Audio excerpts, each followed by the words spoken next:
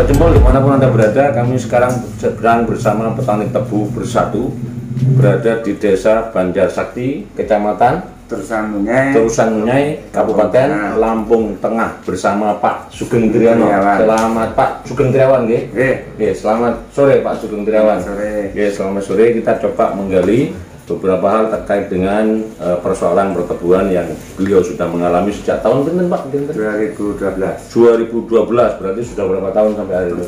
Sudah 10 tahun.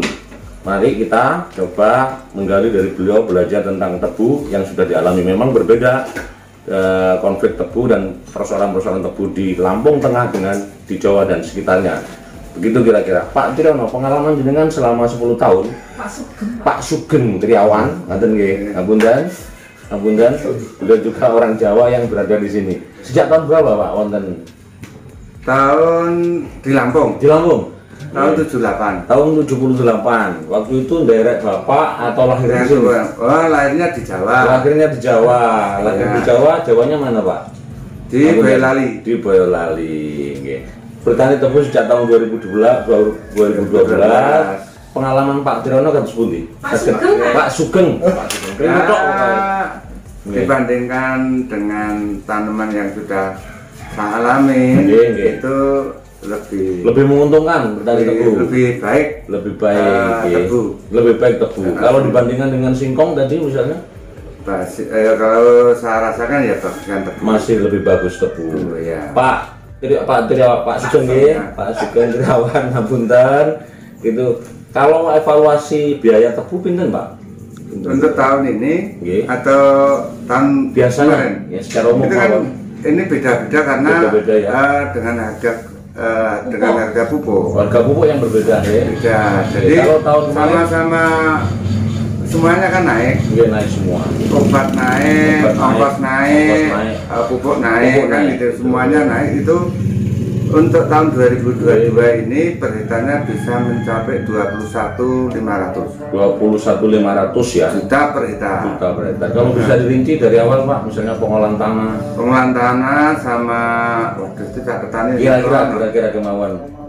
Kalau pajaknya itu 700 per hektar. Hero 600, Lijer 500, Tera 500. Tanam 1.900.000, bibit 4.500.000. Terus kalau biaya semprot plus obat itu hampir 900. Itu dalam satu musim itu penyemprotan sampai 4 sampai 5 kali. Ya, jadi pupuknya itu 8 kintal per hektar. 8 kintal jenisnya Pak? Urea KCL TSP. Urea KCL TSP. Jumlah total 21 sekian juga. Ya, jumlah 21.500 per hektar. Ya. Terus perolehannya Pak kira-kira kalau perolehannya ya per hektar itu di atas 90 ton. Di atas 90 ton dengan harga? Kalau harganya sekarang belum tahu ini. Belum tahu. Yang biasa dilakukan yang tahun lalu itu biaya kebun itu sekitar 17.500.000. Terus istilahnya tonase itu ya 95 lah ton per hektar. Itu rata-rata kan gitu. Ya itu.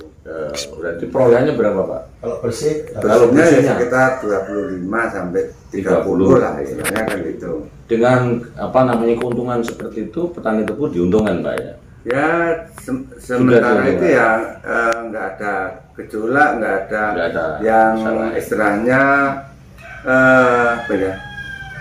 berlebihan masalah nuntut itu nggak ada.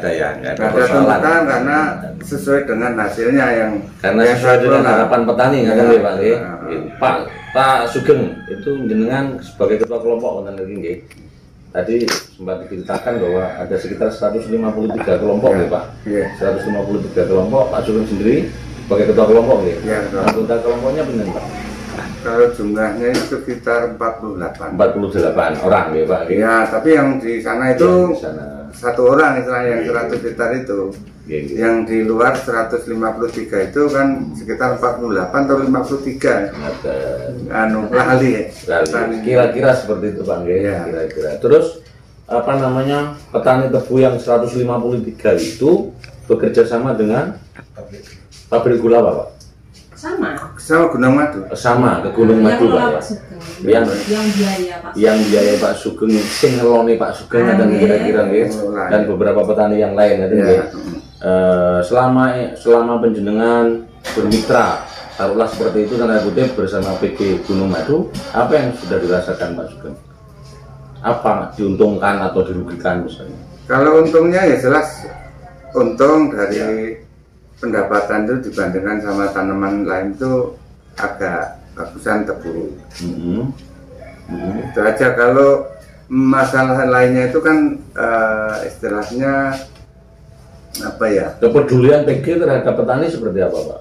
Kepedulian Gunung Madu ke petani itu ya mempermudah semua masalah, contohnya kayak pinjam pupuk, pinjam obat itu nggak dihambat. Pinjam Pak bentuknya utang. Ya. Nanti dikembalikan pada saat dipotong waktu dipanen. Waktu panen. Ada bunga nggak? Bunganya yang tahun kemarin 7,8% per musim. Per musim ya. Berarti itu cukup murah nih Pak kalau dihitung ya. Ya kalau dihitung itu ya sangat murah. Masih sangat murah. Kemudian yang lain Pak? Rendemen misalnya. Kalau rendemen itu ya memang relatif menguntungkan tuh petani. Sebenarnya masih kurang. Kurang ya. Karena kalau di Thailand tuh nggak ada rendemen. Nggak ada ya. 11-12 sana. Oh di Thailand 11-12 ya. Mungkin juga kalau di sini bisa lebih ditingkatkan.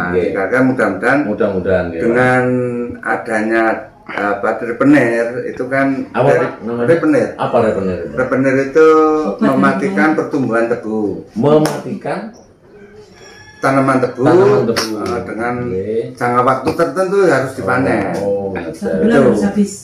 Itu 37 hari harus sudah habis. Harus sudah dipotong semua. Udah habis, bukannya udah habis. Jadi kalau habis di remener itu paling cepat ya sekitar 25 hari harus mulai ditebang. Gitu. Terus harga gula Pak? Harga dari apa pembelian pabrik ke petani? Sementara ini belum bisa karena belum tahu. Yang sudah dialami maksudnya? Yang sudah dialami tahun 2021 itu kan Gunung Madu ngasih harga 11.320. Tahun 2021. Ketika itu HPP pada saat 9.000 masih 9.000 sekian. Kalau di Gunung Madu sudah beli 11.000 sekian gitu Pak. Itu nanti tak itu bisa itu kan cariin ada datanya istilahnya kan itu. Siap. Biar bicara dengan data. Artinya pada saat apa namanya PG Gunung Madu ini punya kepedulian terhadap petani terkait dengan transparansi. Transparansi terbuka. Kalau lelang tebunya juga dikasih tahu petani? Enggak dikasih tahu. Jadi tidak pernah dilibatkan? Enggak pernah. Itu hak Gunung Madu. Gunung Madu. Tapi hasilnya dikasih tahu? Dikasih tahu. Dikasih tahu dalam arti gini, petani kasih harga sekian. Petani langsung dikasih harga. Berapa harganya Pak? Ya kayak kemarin tuh 11.320. 11.320 pada saat HPP 9.500 sekian. Itu Pak, luar biasa ini menjadi pelajaran bagi kita bersama bahwa ada namanya perusahaan yang peduli terhadap petani untuk menguntungkan petani. Saya kira itu Pak ya, meskipun masih ada hal-hal lain yang harus diperbaiki. Bentuk kepedulian lain katanya tadi dapat insentif.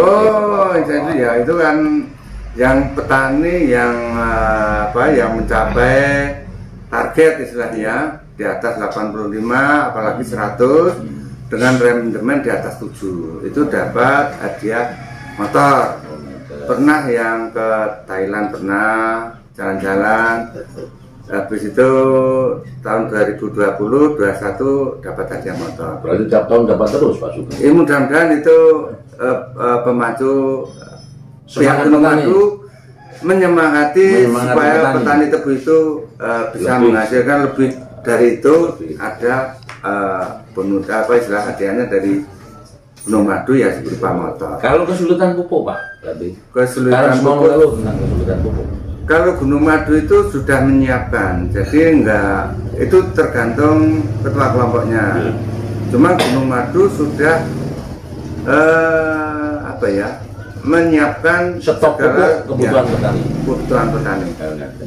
Tetapi boleh beli juga. Boleh, tidak boleh, harus. tidak harus boleh. Harapan penjenengan mungkin terkait dengan sarana produksi tebu yang tadi mungkin sebagian juga dikeluhkan terkait pupuk misalnya.